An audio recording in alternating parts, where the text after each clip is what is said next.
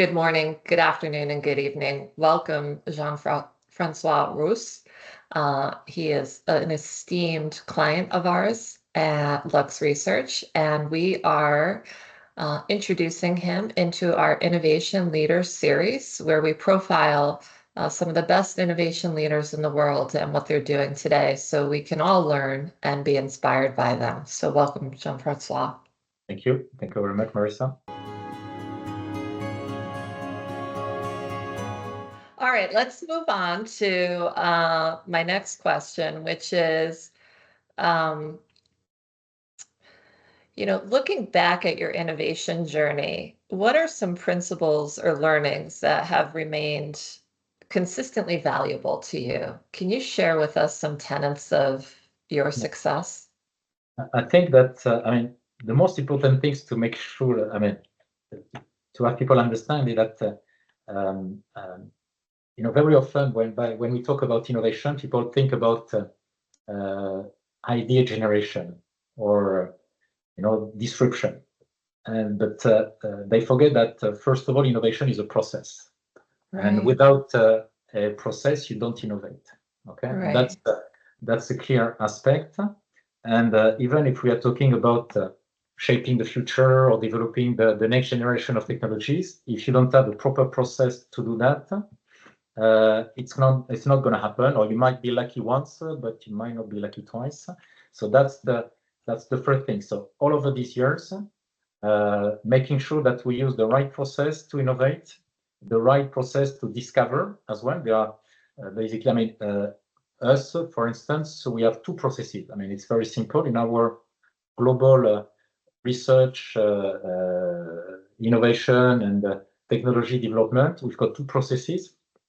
One which is about project management, okay, standard stage gate process. Very simple. And the other one is the discovery process. How do we develop a proof of concepts on potential future technologies? And our role is now to make sure that we can link the two.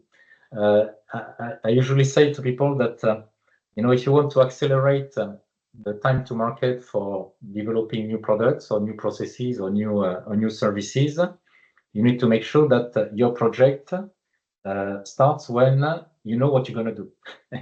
If you start your project by saying, okay, let's see what we could do, then it's going to take ages. And the best way of making sure that you know what you're going to do is to have a proper discovery phase where you can indeed open the doors, open the ears, eyes, look at the outside, test things, develop proof of concepts. And once you've got something proven, then you can propose that to the business and say, okay, we've got something here which could be the base of a new product. Should we start a project? And then you start a project and it goes fast. So the biggest thing for me all over the years, and to some extent it's been the same in the different companies, was to convince my peers and the business guys that they needed to make sure that part of our global budget would be would be treated as something like if it was my pocket money to play. Okay, say, okay, there is a certain amount of the budget which you need to trust me that I'll be using that budget in a wise way to make sure that we can propose topics to you. So everything doesn't need to be controlled, because you know how it is. They want to control all the parts of the budget and to make sure that it enters at the right place and we spend the right money to make sure that we develop the right products. I say, yes, this is normal, and that's the project management. But for discovery, trust me, okay? And a certain amount of the budget, currently it's 10% of our global budget, is dedicated to discovery. And with this discovery, we can indeed propose plenty of new topics, okay? And that accelerates enormously the time to market. And that's it's very interesting. You're talking process, which is one of my loves. So I'm really enjoying this part of our conversation.